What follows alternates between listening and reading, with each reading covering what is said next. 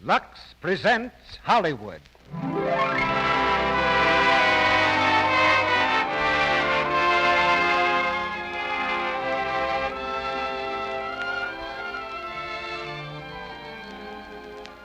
The Lux Radio Theater brings you Barbara Stanwyck and Robert Taylor in Smilin' Through with H.B. Warner.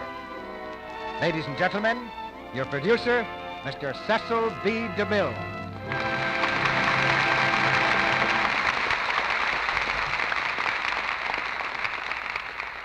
Greetings from Hollywood, ladies and gentlemen. Tonight we bring you a romance of two generations in a play that I believe will last far beyond our own generation in the American theater. Smilin' Through had a long run on Broadway and also has to its credit 2 hit motion pictures. And the reason is that it's truly a great love story. Of course, it takes 2 to play at that game, and we couldn't think of any stars better suited to the parts than Barbara Stanwyck and Robert Taylor. But as Bobby Burns once observed, the best laid schemes are mice and men gang off to glee. In this case, our best laid schemes went to glee 3 specific times during the past several weeks, because Barbara had a date with a motion picture camera, or Bob had, or they both had. But we played a waiting game, as this combination of play and stars was well worth waiting for. Smilin' Through is really 2 love stories, because the haunting secret of a romance in the past is the barrier between Kathleen O'Hara and Kenneth Wayne at the time of our play. Barbara Stanwyck is Kathleen O'Hara in the modern day and Munyin Clare in the past generation. Robert Taylor will be heard as Kenneth Wayne and then, going backward in time, as Jerry Wayne. So both our stars do double duty tonight, just as our product, Lux Flakes, does double duty all the time. Clever women have learned that Lux Flakes is both kind to their clothes and easy on the budget. Now we begin the dramatic story of Smilin' Through. As our curtain slowly rises on Act 1, starring Robert Taylor as Kenneth Wayne and Jerry Wayne, and Barbara Stanwyck as Kathleen O'Hara and Munyin Clare, with H.B. Warner as John Carteret.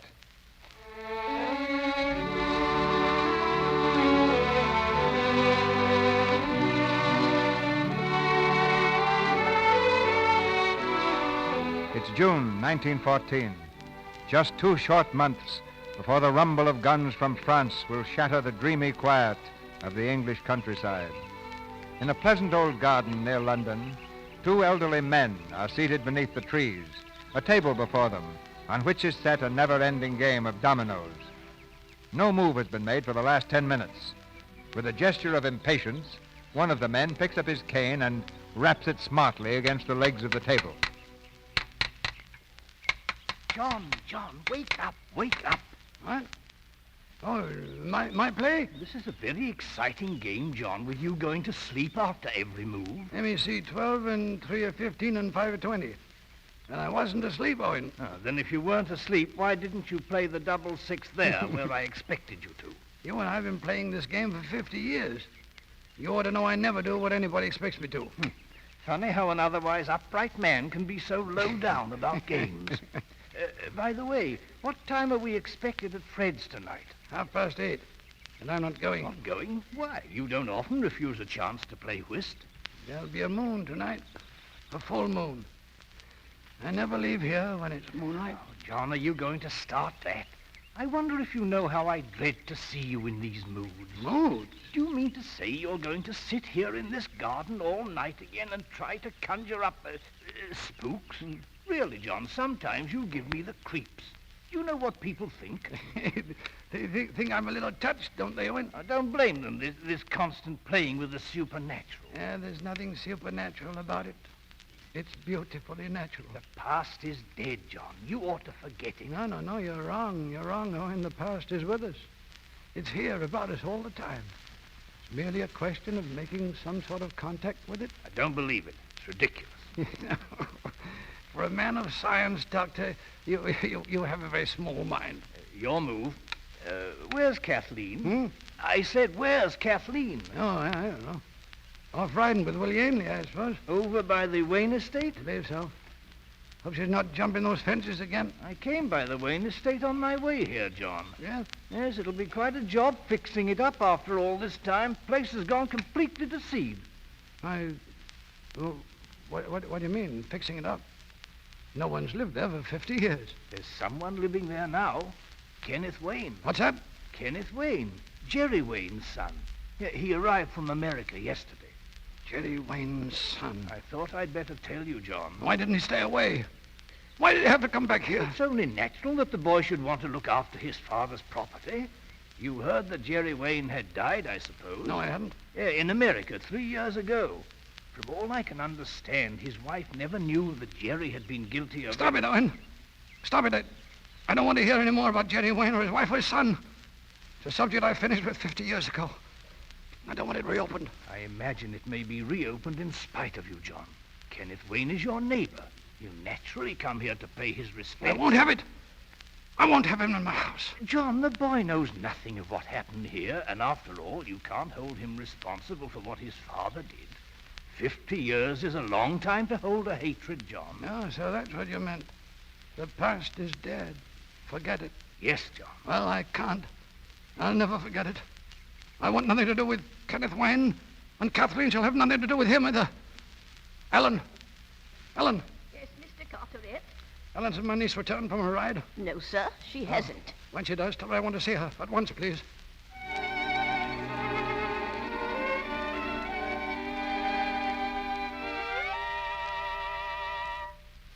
I look at it, Ellen, as Kathleen, is this. We've known each other for years, ever since we were children. Oh, I know, Willie. Perhaps that's the trouble. I suppose that means you won't even think about it? Oh, I have thought about it, Willie, but my thoughts keep going around in a circle, and they always come back to the same place. I'm really sorry, Willie, but the answer's still no. Well, I didn't expect anything else, so I'm not disappointed. Willie, you're a darling. And if you didn't ask me to marry you at least once every month, I'd miss it horribly. I will say that I'm a sort of solid person, Kathleen. Substantial, if you know what I mean. I won't ever change. Oh, I'm sure of that, Willie, but now I think we'd better ride back. Will you give me a hand up? Be careful now, Kathleen. And please don't ride as if the devil were after us. Come on, Willie. I'll race you home. Kathleen, wait! Kathleen! Kathleen, pull up. Pull up. We're going too fast for this ground. Across the Wayne Meadow, Willie. We'll take the gate on the west side. You can't jump that gate. You'll kill yourself. Go around the wall, Kathleen. I'm taking the gate, Willie. See you at home. Kathleen, come back. The top post is up. Kathleen! Whoa! Kathleen, are you hurt? Oh, I don't... No, I don't think so. Let me see. Oh, no. No, I'm not hurt. Oh, thank heaven. Oh, I told you not to take that jump. well, I almost made it. You are hurt. Oh, just my ankle. I must have turned it when I fell. Is it very bad? No, only a sprain. I think I'll live. Can you walk? Oh, I doubt if I...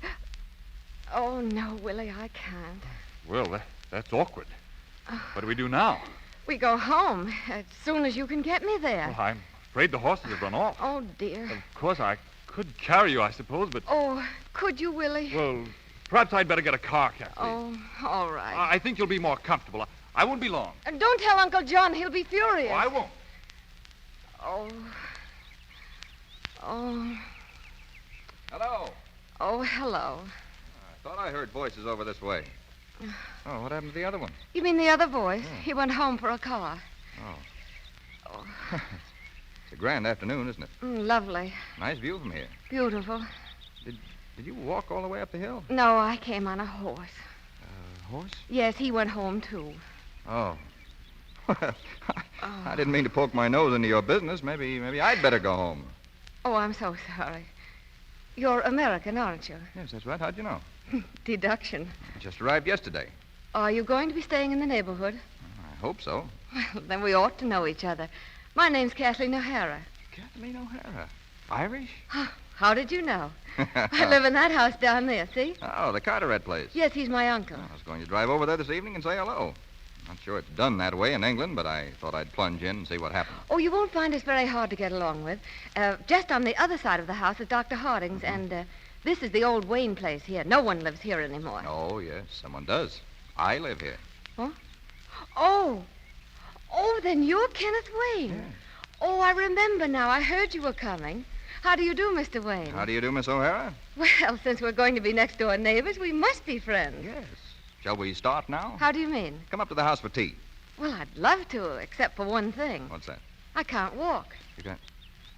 What'd you say? I tried to jump your gate over there, and instead I landed over here. I've sprained my ankle. Do you mean to tell me that all the time we've been talking... Why didn't you say something? Oh, it's not very bad. Here, put your arms up. What for? I'm going to take you home, of course. You mean carry me? Ha! I'll bet you don't make it. No harm trying. Up you go.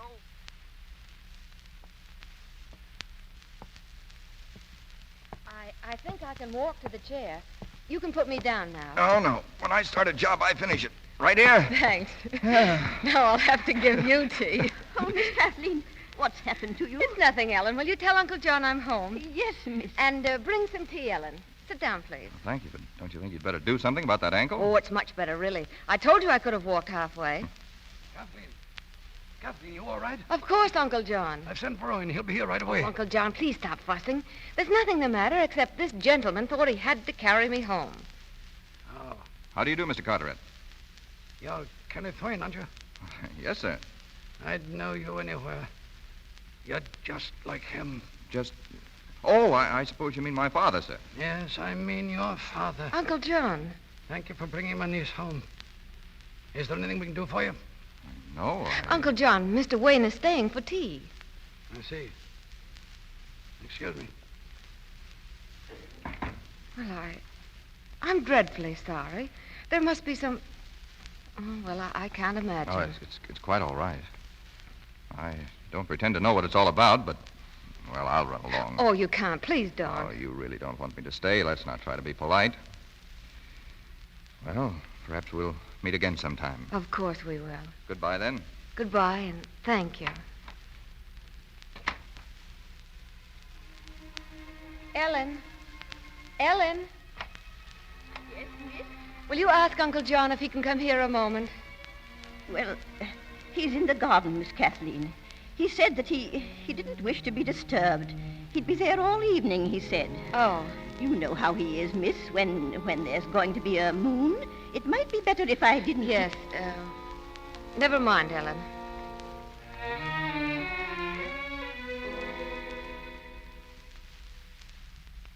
Wrong, John. For the first time in your life, you're completely in the wrong. I'd rather not talk of it. I came here to talk of it, and you must listen to me. You might as well know that Kathleen has been seeing young Wayne. Against my wishes. Why shouldn't she? You've explained nothing to her. You're being unfair to her and to the boy. Why are you so sympathetic all of a sudden, Owen? Because I've met him, I've spoken to him, and I know he's lonely. People round here can't forget what his father did, but he doesn't know what it's all about. He's proud. He feels it. I'm surprised he's staying here as long as he has. If he feels anything besides arrogance and egotism, he's the first Wayne who ever did. You're blind, John. Your hatred has blinded you to everything. Don't you know that Kathleen's in love with him? Now, that's impossible. She can't be. She is, John. And who are you or I to say her heart isn't telling her what's best? Our lives have jogged along 3/4 of their way. Her life is just budding, and the lad's fine. He's the son of the man who was responsible for the greatest sorrow I ever knew. His son. His own son. The same stock. In this very garden 50 years ago. Why, you were here. You saw her little white face. And you've seen me live on here for 50 years without her. And you dare to tell me... John, stop it. I don't want you ever to speak of it again, do you hear, Owen? Never. Dr. Harding. Dr. Harding. Yes, Jimmy? Dr. Harding, sir. They want you in the village. You're to come at once, sir. Who? Where? At the recruiting station, sir. War's been declared.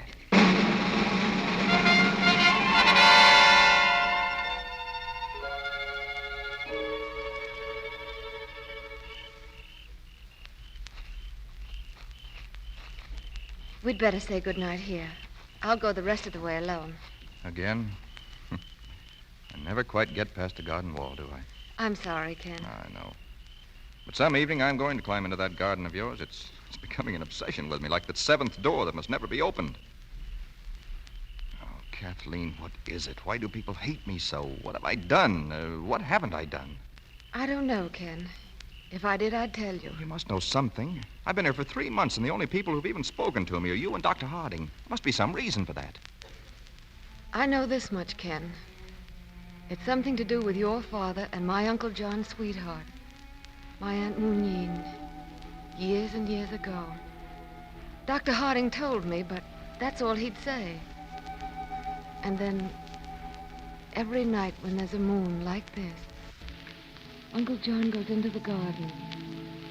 He'll stand looking at the gate hour after hour. And then he'll hold out his arms in front of him as if he's waiting for someone. And he'll call her name.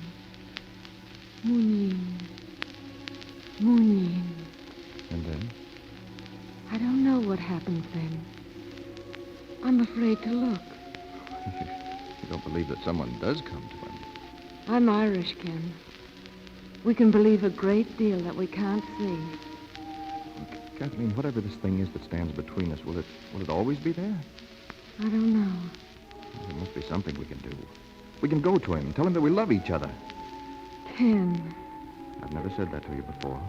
Never thought I had to. But you've known, haven't you?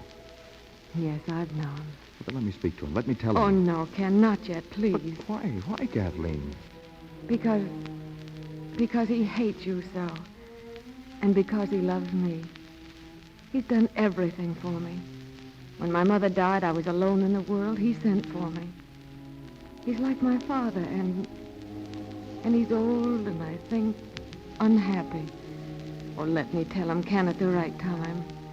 Will it be soon? Perhaps. It must be soon. I've joined up, Kathleen.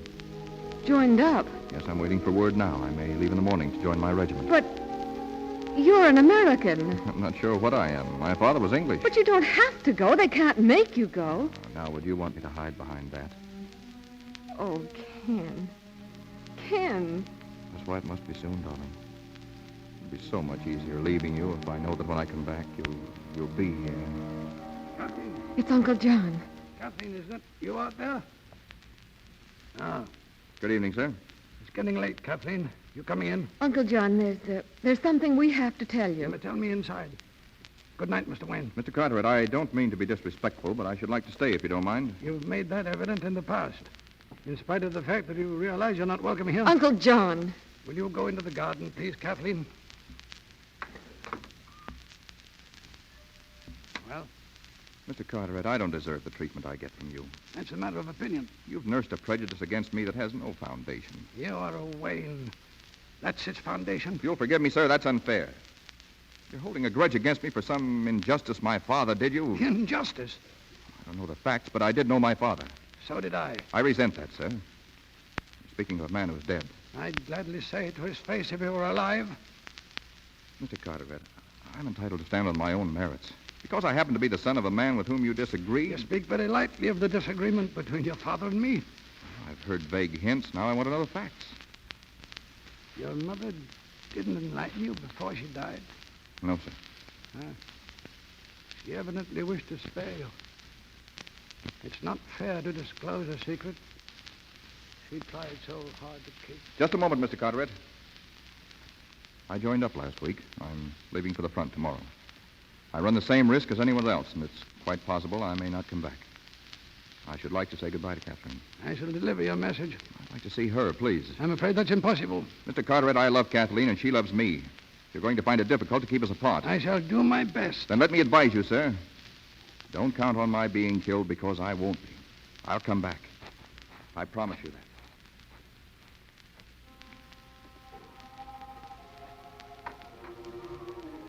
Kathleen, are you crying? Kathleen, oh, my child. Do you hate me so? I love you, Uncle John. But I love Ken, too. Kathleen, can't you trust me? I've taken care of you ever since you were a child.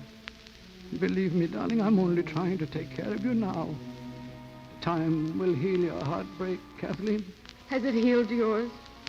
Aren't you still holding a grudge against Ken's father? Aren't you still cherishing a love that doesn't heal? Has time cured your heartbreak? Kathleen, it's time you knew the truth about the man whose son you say you love. Am I disturbing you, John? No. I'm glad you're here, Owen. I think Kathleen should know what happened in this garden 50 years ago. You were here that night. You can bear me out. Let me tell her. At some other time, John. No. She must know now. Come here, Kathleen. Sit here, dear, beside me.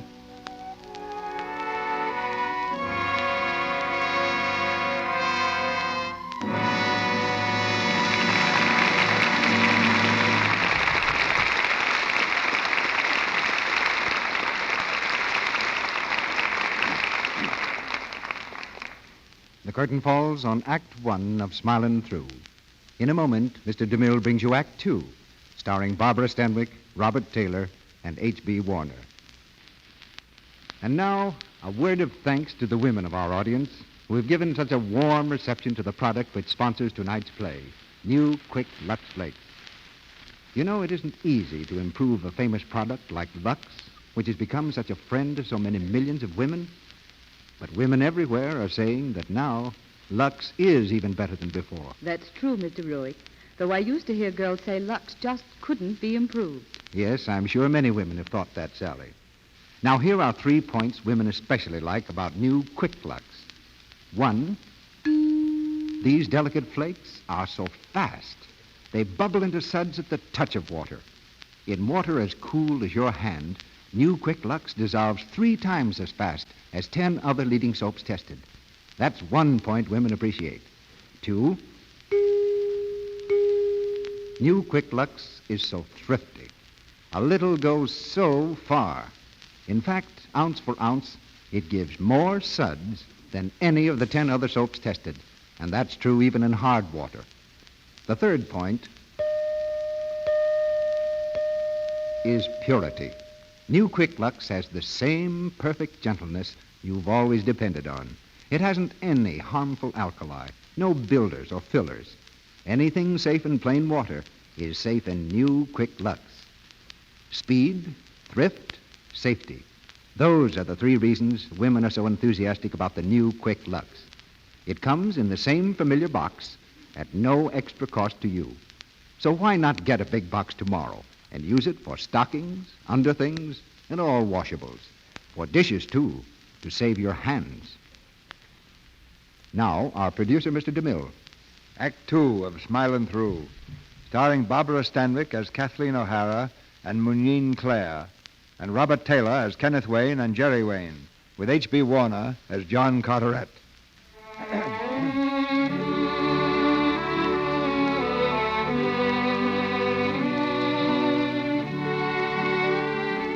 In the old garden, the full round moon shines down on the shadowy figures of John Carteret, Dr. Harding, and Kathleen. Slowly, John Carteret begins his story, his eyes bright again, as they were some 50 years ago. 50 years ago, on the 18th of June, this old house was in a hubbub of excitement. It was a lovely summer night like this. Over the gate yonder, the honeysuckle and roses grew just as they do in the dunes of today. Everything was the same except for some witches' lanterns placed here and there. It was the night Muneen Clare and I were to be married. She had arrived that day with her sister, Mary, your mother, Kathleen. As the long twilight faded into darkness, the old house was lit by 1,000 candles.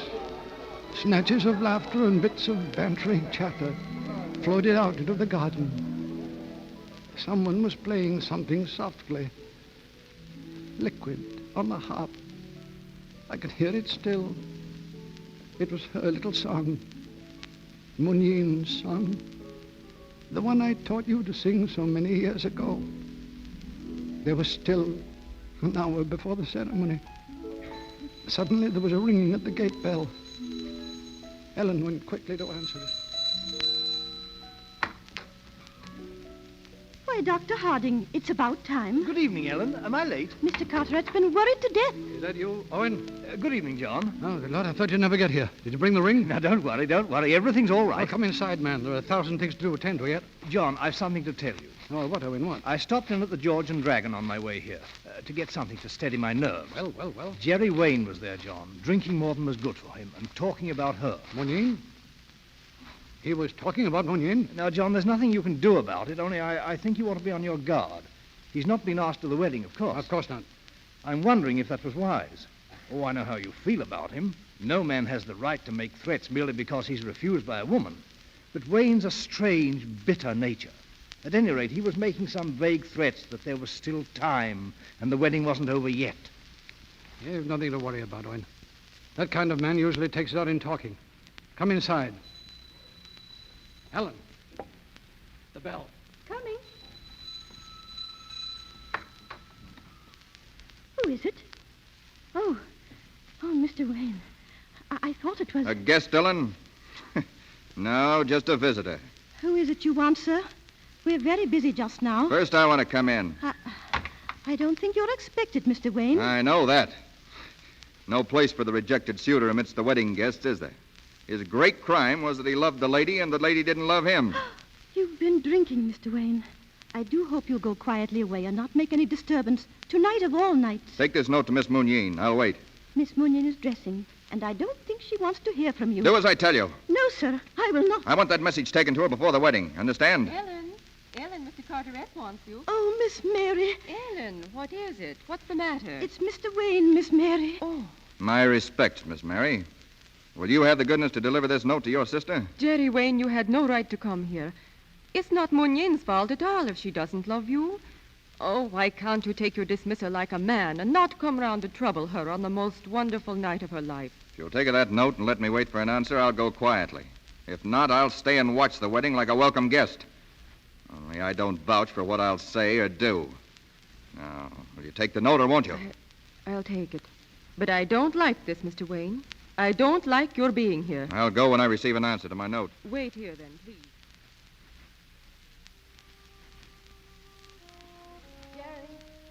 Jerry, where are you, Jerry?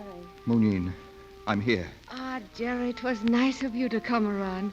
I knew you'd never let me get married without wishing me well. Munyin, you're so lovely. You're so beautiful. Oh, my darling. Jerry, don't. You're not going to marry him. It isn't true. Tell me it isn't true. Oh, now you mustn't begin this all over again, Jerry. I won't let you. I've as much to offer as he has. I was a fool to give you up without a fight, but it's not too late. You must come away with me now, Munyin, tonight. Jerry. Oh, don't look at me like that, as if you hated me. I love you. It's killing me. I can't stand it. Oh, Munyin, I know I'm behaving like a crazy man, and that's what I am, crazy with love and jealousy. The thought of you belonging to another man drives me mad. I don't know myself. I can't think. I must stop it somehow. He won't have you, not if I can prevent it. Jerry, how much do you love me? More than all the world. More than life itself.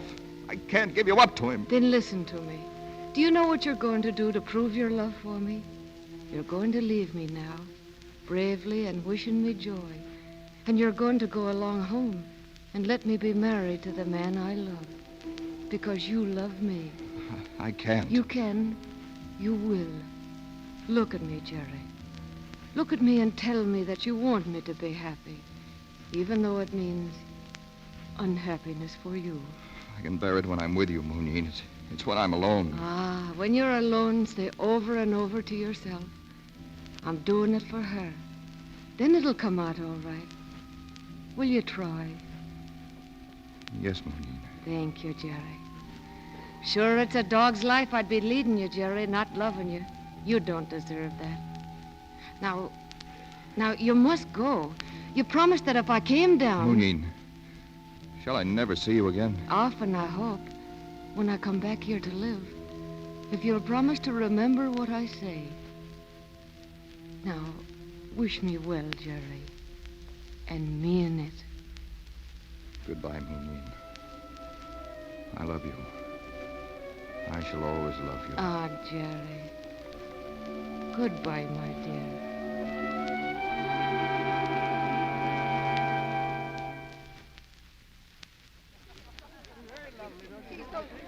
Is everything ready? Mary, where's John? Have you seen him? Why, you're the best man, Owen. He's your responsibility. John! John! Where are you? John! Ah, they're calling you, John. We'd better go in. In a moment. I'm not supposed to see you till the ceremony. Didn't you know that? It's the very worst of bad luck. I've heard rumors of this nonsense, Munyin. Is it really true? Do you know when I came out here before and saw you? When you turned around to me with the moonlit all silver in your hair, you looked like a little white ghost coming down on a moonbeam to greet me. I'm not a ghost, John. I'm real. But I love you till I am one. And after. Nothing shall ever part us, Munyin. Promise me. Not even death itself. Because if I should die and leave you, John, I'd be so lonely for you, I'd come back to you. You'd never be without me for a single minute. Munyin. John, what was that, the gate? Who's there? How is it? Jerry. Yes, it's Jerry. I've come to wish you well, John. Jerry, you promised you'd go away. But I didn't. Go into the house, Munyin. I want to talk to him. Jerry, wait. You can't. Get her away. Go in, Munyin. I won't leave you. Please. Not till I know what he wants. If you've come here to create a scene at the wedding... There isn't going to be any wedding. Threats like that won't do you any good. I'll settle with you afterwards. And I'll leave the place. You'll settle with me now. I wasn't able to keep you from winning her, but I can keep you from marrying her. John, he has a gun. Get back, Munyin. No! No! Oh! John. Munyin. Munyin. Oh, my darling. My darling. Hurt. I never meant that. I didn't mean to. I never meant that. I swear it. I never meant it. I never meant it. Munyin. John, what is it? He's killed her. He's killed her. The doctor, quick. I want Owen. Send somebody after him and Wayne. Head Wayne off. He mustn't get away. John. Oh, my darling. Try with all your strength to help me save you. Owen will be here. Too late. I know. It's a pity, isn't it? It's only a wound. Owen will know what to do, darling. John, I said not even death itself. It's funny when you think of it. Like a warning. Munyin, don't leave me. Never fear. Love like this can't die. I'll find a way to come back. Just you wait and see. No. Munyin. John, I love you. That's all that counts. Oh, please. Don't be sad. And, John... Yes? I've always been such a vain creature, and I can't help thinking what a charming ghost I shall be. Listen, John, do you remember my song? There's a little green gate at whose trellis I wait, while two eyes so true come smiling through. I'll be there, waiting, just at the end of the road. Munyin. The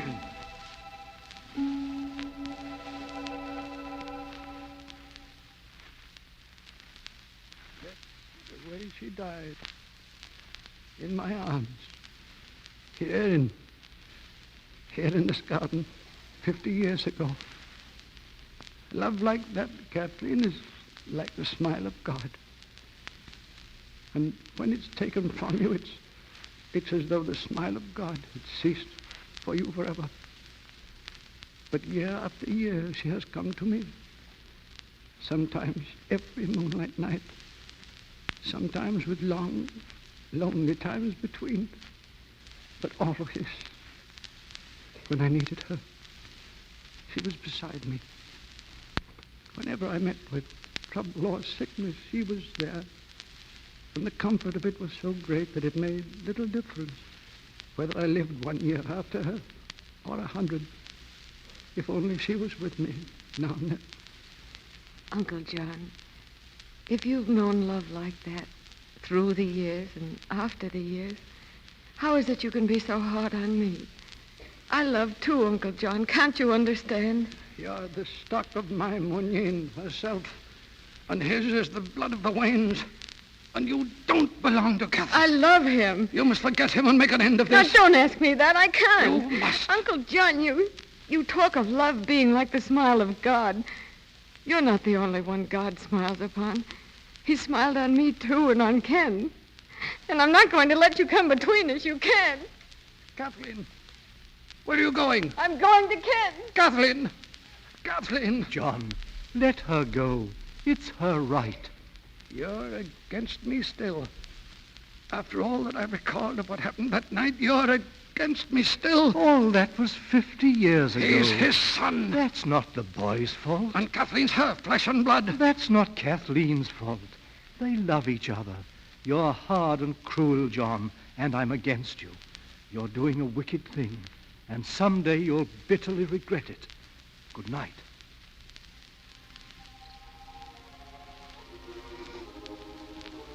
Munyin. Munyin. Why don't you come to me? I need you, Munyin. Oh, John. Is it so hard to learn the lessons of love? I'm here, my darling. But you'll never be able to see me while you've hate in your heart. It breaks the spell. And 'tis so light and slender a thing.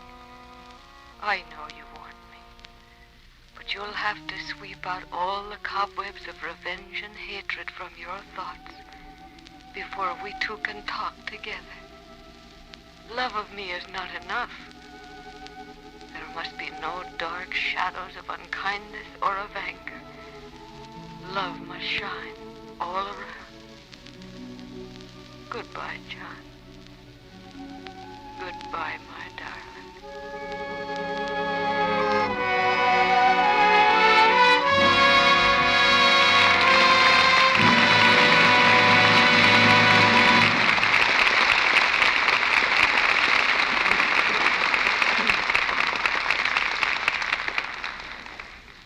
After a brief intermission, Robert Taylor, Barbara Stanwyck, and H.B. Warner will return in Act 3 of Smilin' Through. Meantime, I'd like Lou Silvers to play a few bars of music. Thank you, Lou. Ah, that lovely theme always says spring, doesn't it? And spring to a housewife often means... Spring house cleaning. Aha, go to the head of the class, Sally. And spring house cleaning should remind women of... New Quick Lux. Yes, because it can be a maid-of-all-work to you at this time. To give you an idea of all the things you can do with New Quick Lux, we've worked out a special alphabet for washables. Come on, Sally. Give us your Lux ABCs. Okay. A is for Afghans. Lux keeps them so cozy. B is for blankets. Blue, green, or rosy. C is for china and curtains. I'm meaning you save a lot when you give them Lux cleaning. Good poetry and good sense, too, Sally. D is for draperies, and keep this in mind. To color and fabrics, New Quick Lux is kind. E for embroideries, your linens and such. F is for furniture. Dirt flies at the touch of those rich, quick suds that help you so much. And, Well, G, H, and I come next, Sally. Or used to when I learned the alphabet. Oh, yes. Glasses, hairbrushes, ice boxes, and keys. The keys of pianos Lux cares for with ease. How about J, Sally? Oh, jewelry, of course. Lux leaves it so bright. And K for the kitchen, all shining in white. L is for lampshades, the washable kind. I'll interrupt here. I hope you don't mind. Ladies, these are just a few of the many ways you can use New Quick Lux in your spring house cleaning. It's so easy to use, so fast, and a little goes so far, it's thrifty. Don't forget, it's wonderfully gentle, too. That's right. New Quick Lux has no harmful alkali to hurt anything safe in water alone. Why not use it for all your soap and water tasks? To save cleaning bills, to save fabrics, to save your hands.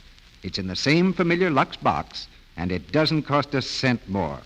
Right now, many dealers are featuring it in their spring house cleaning sales. So don't miss this chance to stock up. We pause now for station identification. This is the Columbia Broadcasting System.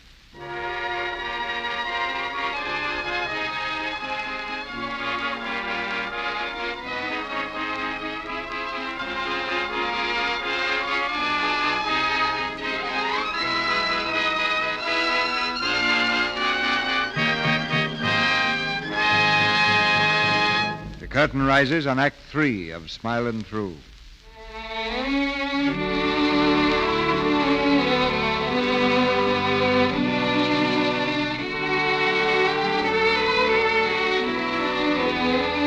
More than 4 years have passed. It's June again, June 1919. Once more there's peace in the world. But in Kathleen's heart, only misery and despair. For 6 months she's had no word of Kenneth Wayne. Every morning she waits for the postman at the garden gate. Every morning he passes the time of day with her, but leaves no letter. Now in the garden, Willie Ainley has come to call. Kathleen, are you expecting someone?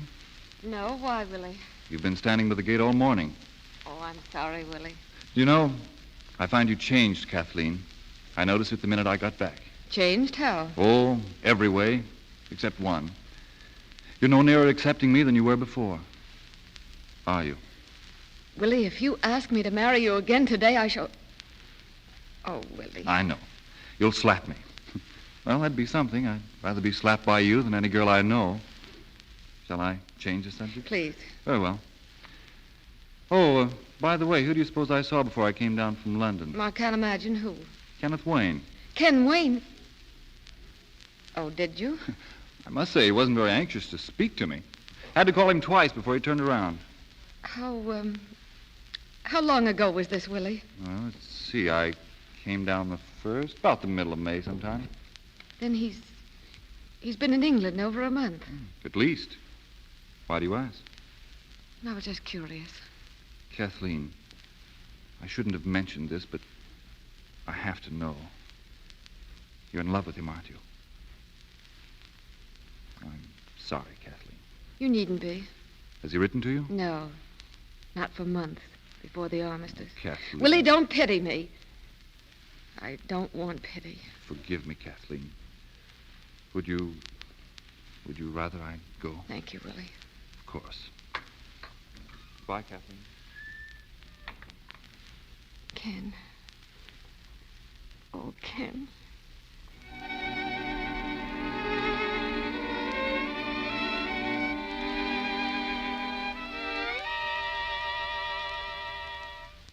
All right, I think that's enough. Put your jacket on, Captain Wayne. Thank you. Well, Doctor, what's the verdict? Oh, just about what you told me yourself. The army surgeon did rather a good job on that leg. You mean as good as could be done, huh? Yes, that's about it. Of course, your nerves are all shot, but time will take care of that. How much time? Can't say.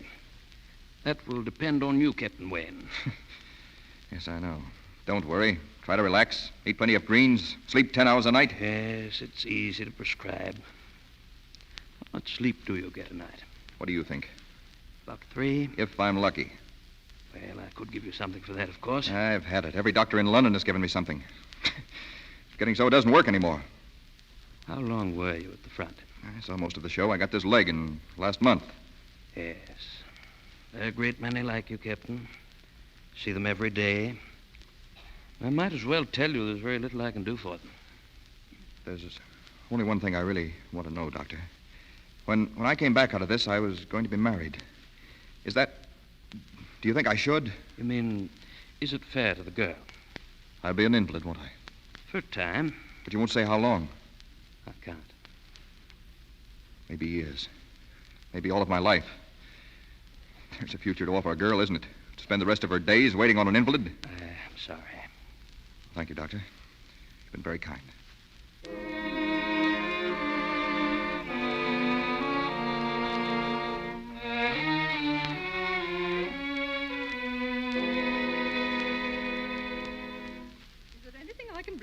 Wayne? No.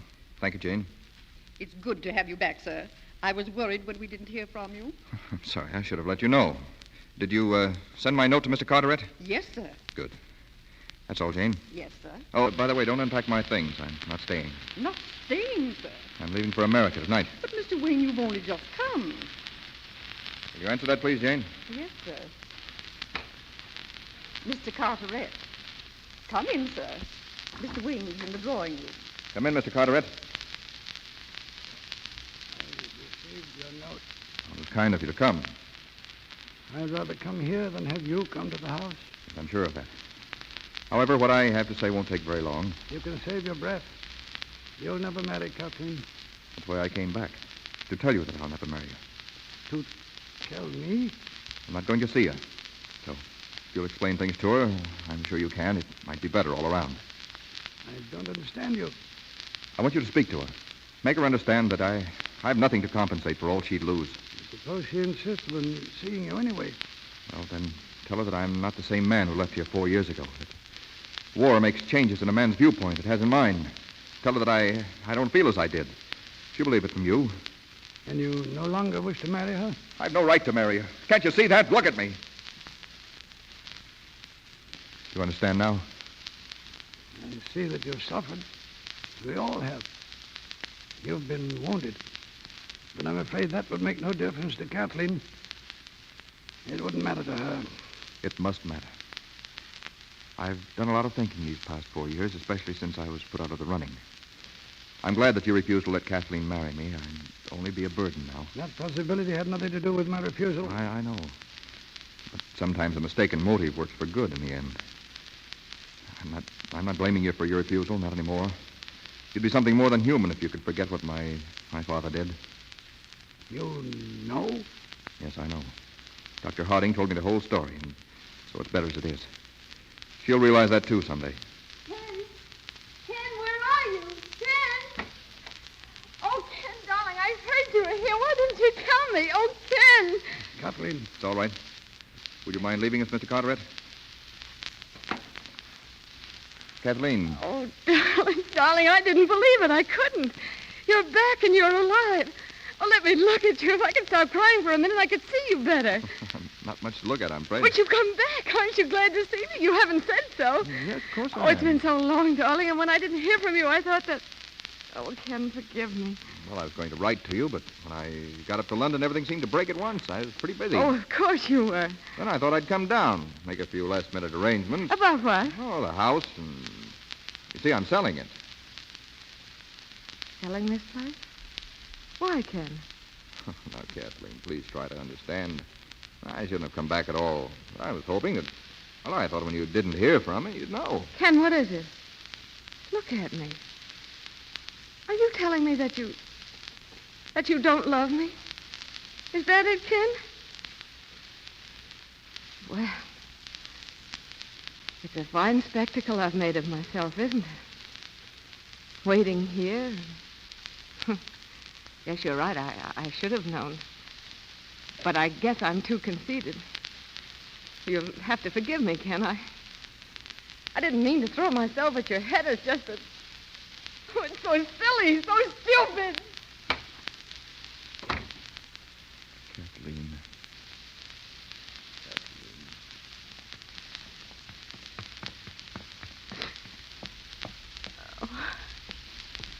Kathleen, my dear.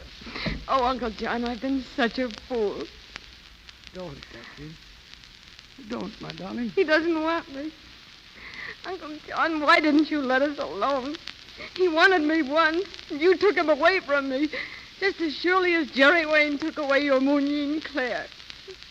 And my heart's just as bitter and just as lonely. Kathleen, do you think I haven't suffered for it? She hasn't come to me, not once, since that night. She'll never come to you again. Never. And then you'll know how I feel now. Do you love him that much? I've never loved anyone so much. I never will. Kathleen, go back to him. Tell Oh, him... how can you say that now? Go back in the house. I've been so wrong, my darling. He loves you, too. And he needs you so. Uncle John. He's sick. He's been hurt. That's why he pretended he'd forgotten you. He was trying to give you up, Kathleen. Then it isn't true. He really wants me? Go to him, my dear.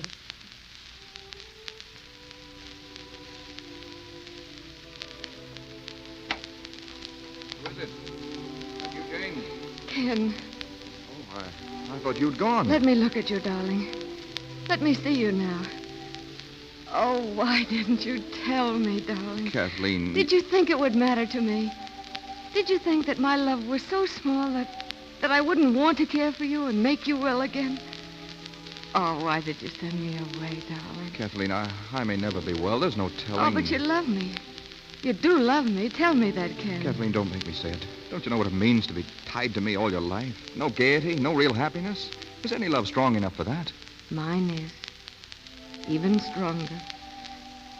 And my love will make you well again. Kathleen. Kathleen. Oh, my darling. My darling.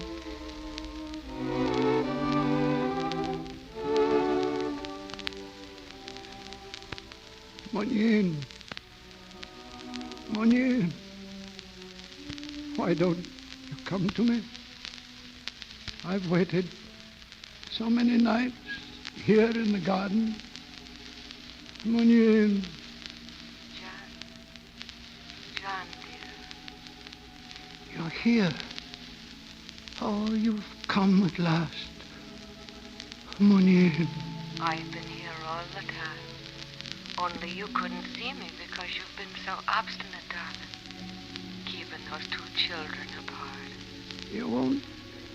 You won't go away anymore? Now that I've made it right? Never. Why, you're in your wedding dress. Yes. Just as you were that night.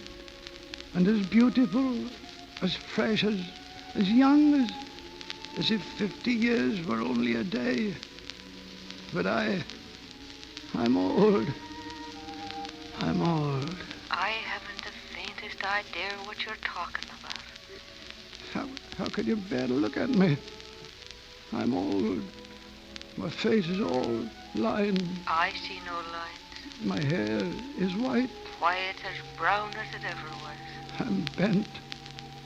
I'm bent and feeble. No, you're as straight and tall as a poplar. You see me like that? I see you like that. It's a miracle. It's love. You've never let me ask. But tell me now, when shall we be together? Always? Look there, John. Do you see that old man there in the chair? Do you know him? Why, Yes. It's you, John. But how can I be there and... Munyin, is this what they call dying? Yes. Isn't it glorious? And isn't it stupid to be afraid of it? Why, who's afraid? Ah, some poor dears are. But they'd go smiling through the years if they knew what they'd find at the end of the road. Come, John. Come, my darling.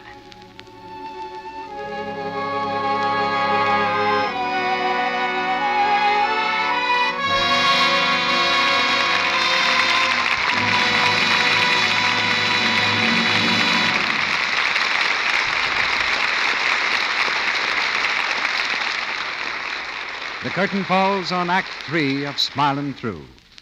Before our stars come back for their curtain calls, I'd like to speak to a special group of girls. There are nearly 1.5 million of these girls all over the country, and something very special has happened or is going to happen to them during 1940. You know what it is? They'll be married this year, and many will begin right away keeping house and washing dishes. Now, no bride wants her hands to grow rough and red and unattractive, and they needn't. With new Quick Lux, even busy hands can stay soft and smooth and lovable. These gentle flakes are so kind to hands. Yes, indeed, this has been proved by hundreds of women in a most unusual kind of test, a one-hand test. Each woman put one hand in Lux suds, the other in suds from a different soap. Now, that's absolutely fair, isn't it? And conditions were similar to home dishwashing. For instance, each woman did the test for 20 minutes, 3 times a day, average dishwashing time. Altogether, 5 leading soaps, including Lux, were tested. Well, sir, the results were amazing. Oh, Sally, will you read what Mrs. Edna Tessel of Brooklyn said about her results? I have always used Lux for my own dishes and know how very gentle it is. But I didn't realize what a difference there was between new Quick Lux and the other soap I tested. After 19 days of the test, my Lux hand still looks smooth and white. My other hand was so red and rough that I was really embarrassed to have people see it. Yes, the scientists conducting these tests reported they proved Lux milder than any of the other soaps tested. Proved it kindest to hands. Now, one reason new Quick Lux is so kind to your hands is that it contains absolutely no harmful alkali. I wish you'd give it your own private test in your own dishpan. Try it for a week, and I don't think you will ever change. Your grocer has new Quick Lux in the same familiar box at no extra cost. Now, Mr. DeMille is bringing our stars to the microphone. Although Barbara Stanwyck and Robert Taylor are neither of them strangers here, tonight they're taking their first curtain call together on our stage. Thank you, C.B. Barbara and I have been looking forward to doing this play for quite a while. Smilin Through has always been a favorite of mine, Mr. DeMille, and with Bob Taylor at the same microphone, it was a perfect performance for all of us. You know, I hate to bring in a note of complaint, C.B., but I happen to be a committee of one. Oh, nothing to do with the play. It's, well, Bob, tell him. Yes, you can't turn my hair any grayer. It's about your attendance at the Hollywood ballpark since the season opened. The directors are complaining. Don't you like baseball anymore? It's still my principal vice, Bob, but I haven't had time to indulge it lately. There's a play a week to produce in the Lux Radio Theater. And over at Paramount, the little matter of a motion picture called Northwest Mounted Police. I don't call it little. I saw 500 Indians the other day. 500 Indians? Well, bring them along. I'd like to, Bob, but I don't believe the umpires would appreciate it. Well, in the meantime, keep your fingers crossed for the rest of us stockholders. We may have a pennant winner in the Hollywood Stars. We hope. But to get back to the Lux Radio Theater, what's the play next week? Next Monday night, we're going to present another Pulitzer Prize winner and Broadway hit. Thornton Wilder's play, Our Town. Saul Lesser has just given this play a fine motion picture production to be released within a few weeks. But next week, we'll do it with the original cast of the picture before you see it on the screen. And here are the stars we'll have. William Holden, Martha Scott, Fay Bainter, Beulah Bondi, Thomas Mitchell, Guy Kibbe, Stuart Irwin, and in the famous role he created on the stage, Frank Craven.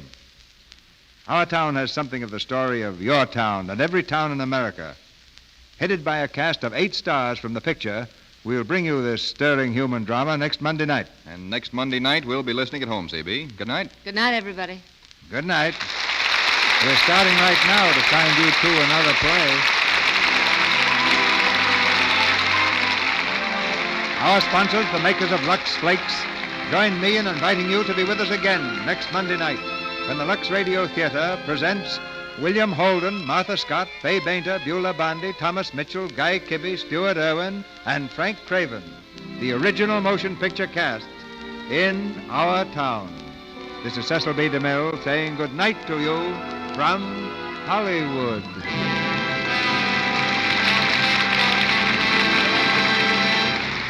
Heard in tonight's play were Eric Snowden as Dr. Owen, Frank Martin as Willie Ainley, Julie Bannon as Mary, Lou Merrill as Doctor, Christina Wayne as Jane, and James Eagles as Jimmy. Robert Taylor stars in the MGM picture Waterloo Bridge, soon to be released. Barbara Stanwyck's current picture is Paramount's Remember the Night. The play Smilin Through was written by Jane Cowell and Jane Murfin. Our music was directed by Louis Silvers, and your announcer has been Melville Ruick. This is the Columbia Broadcasting System.